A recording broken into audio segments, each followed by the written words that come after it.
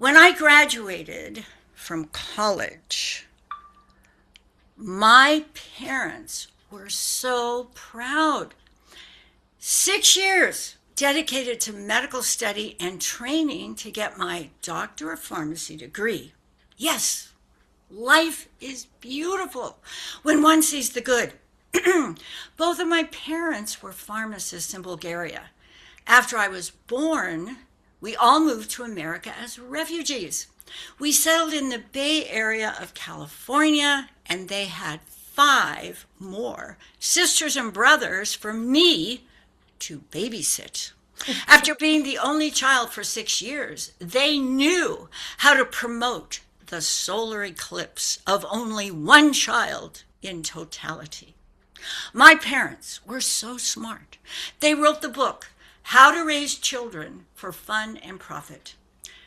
The health trajectory of our family was a big part of growing up. My mother would always say, if you don't take care of your health, no one else will. My father would say, once you lose your health, don't expect to buy it back.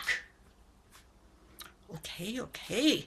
So they all were so encouraging in studying pharmacy so we would be healthy. I wasn't that chemically oriented, but I preferred to study cosmetology or even music. I told them I would apply to one pharmacy school, and if I did not get accepted, I would become a beautician. Somehow, I did get accepted. It was to the pharmacy school in San Francisco during the peak drug and LSD era of Haight-Ashbury, 2 blocks away.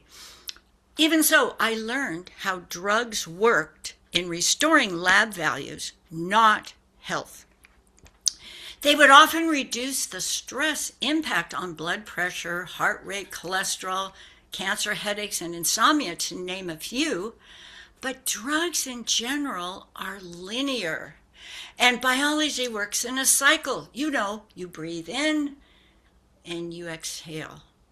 You go to sleep and you wake up. During my early years of hospital pharmacy, 1 to 3 new drugs would enter the market each year. In time, there would be 1 to 2 new drugs that came out every week. It was a booming explosion. I decided to take a new health trajectory by becoming a sales representative.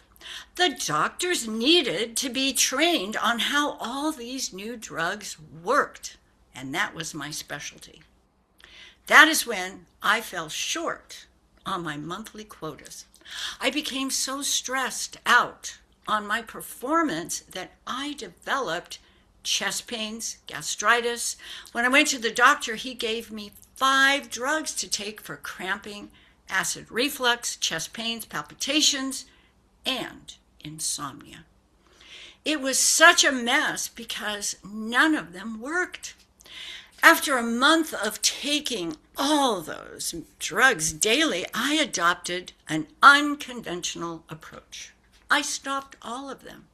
As a pharmacist myself, I would never recommend that to a patient. However, I realized none of those medications could change my mind. One Friday night, I decided to spend the entire weekend in creating my joy with music, singing, dancing, nature, gardening. Plants and rocks never complained about my performance, even if I sang off key. They both yelled, "Come as you are." I knew inside my thoughts of the disapproval from others were making me sick. From then on out, it was a day-by-day process of slowly letting the disapprovals roll off while building my sales competencies.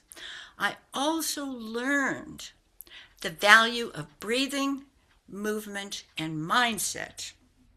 as access to our internal pharmacy. Breathing and the release of nitric oxide and vagal nerve alignment did wonders for my chest pains and anxiety during rush hour traffic.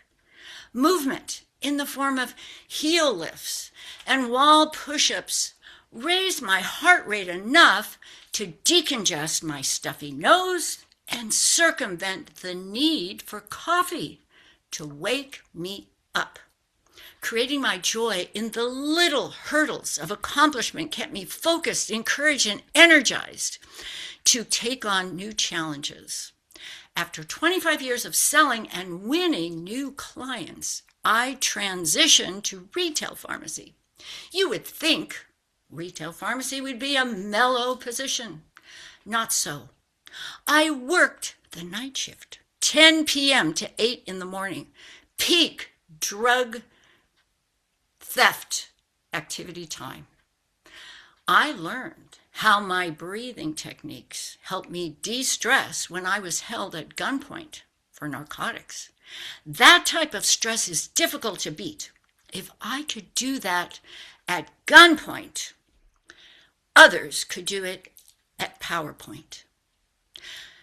When I felt stressed, I would encourage you as well. Ask yourself, am I breathing deeply enough? Moving enough? What are my judgments in this moment? We can learn to laugh for no reason.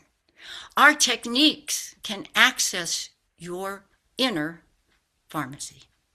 The Italians have a saying used by centenarians. La vita è bella se la guardi bene. Life is beautiful when we see the good. We can learn to ignite the personal pharmacy we all have inside by breathing, movement, and mindset. With this health trajectory, our body can auto-regulate to succeed in creating your joy. Remember, la vita è bella se la guardi bene. Life is beautiful when we see the good.